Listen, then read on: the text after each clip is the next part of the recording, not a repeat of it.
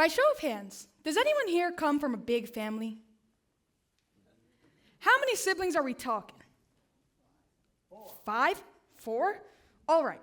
Well, I am one of 7. I'm one of 17 siblings. That's right. Usually, when people hear that, they always ask the same questions, like, how do your parents do it? Or how do you even remember all their names? But no one ever asks the real question. What's it actually like? What's the truth? You know, when you grow up in a big family, there's always something happening.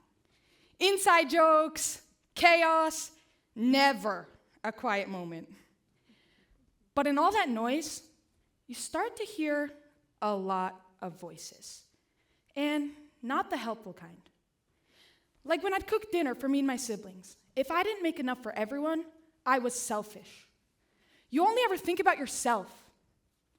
Or when I throw my hair up in a ponytail every day, my 9 sisters would say things like, "You're so lazy. Don't you even care how you look?" Or when I'd be at soccer practice or yearbook club and someone needed a ride somewhere, but I couldn't leave, I'd hear, "You're so useless," as they hung up the phone. And it wasn't just them. The world has a way of handing out labels. It felt like every move I made, selfish, lazy, useless. And after a while, those voices, they're everywhere. You can't tune them out. Eventually, you're not just hearing the voices, you start to lose yourself in them. Because when enough people tell you who you are over and over again, it's easy to mistake their voices for the truth. But just because people say it doesn't make it real. Not everything you hear is the truth. Their voices only have power if you let yourself disappear in them. I refuse to keep disappearing. I used to be the little girl waiting for someone to care about her. But the truth is, she had to care about herself. She had to find her own voice. So I left. I moved away from home and took with me just one important truth. The only person that was going to be there for me through absolutely everything was me. The transition was not easy. And let me tell you, when you're trying to drown out those voices, you need a good outlet. Mine was the gym. Because when you're staring down a heavy weight, there's no time for doubt. You have to flip the script. And so I started saying, I can do this. I'm strong enough. I'm going to keep going. And with every repetition, that belief grew stronger. It was never about crushing every workout or lifting the heaviest weights. It was about showing up for myself, even when I didn't feel like it. Because every time I walked through those doors, I was proving to myself that I wouldn't give up on me. I was worth showing up for. And the really amazing thing, that belief didn't stay in the gym. It followed me everywhere. And I learned that success starts when excuses end. And sometimes those voices, the fear, the doubt, the criticism, they become the excuses. They keep you from even trying. But when you tune out the noise, you start to hear the truth. And when you know your truth, the excuses lose their power. Once I saw what I was capable of, the world opened up in ways it never had before. And the gym was just the beginning. See, for a long time, I believed I had to do everything on my own, because for so much of my life, I did. I learned to depend on myself because the people who were supposed to care for me didn't. And when that happens, you start believing the lie that you're too much or not enough, that you're unworthy of love and support. But here's the truth I didn't know back then.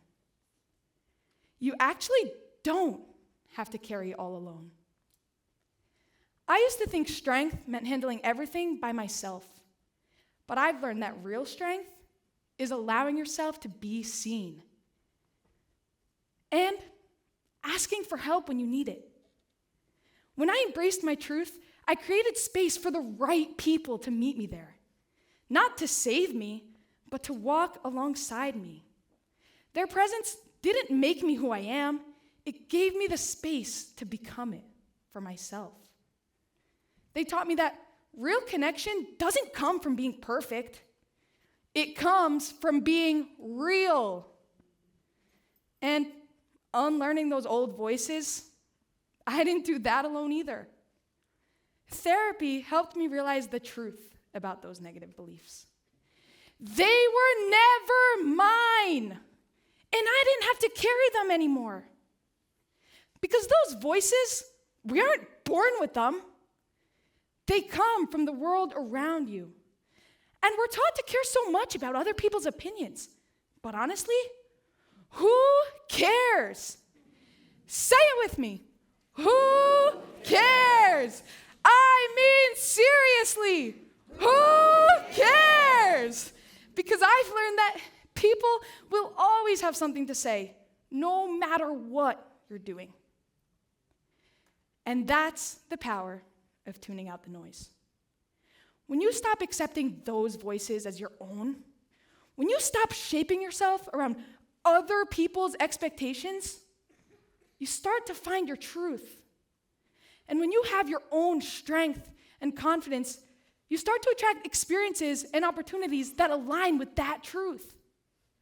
I mean, look at me. My whole life, I thought no one would ever listen to me. I thought I wasn't important. But after 3 years of tuning out the noise and hearing my truth, here I am on this stage in an outfit that makes me feel like me, and you're all here listening.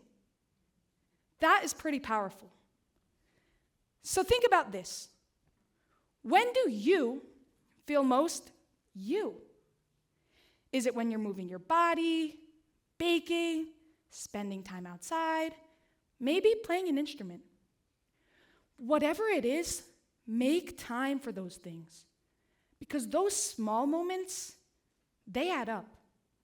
A year from now, your life could be completely different. But if you wait, if you keep letting those voices drown you out, you'll find yourself in the same place wondering why nothing's changed. The life you want is possible, but it starts with hearing your own voice. Choose it. Build it. Start small. Start messy. Just start. Because finding my truth has transformed my life. Thank you.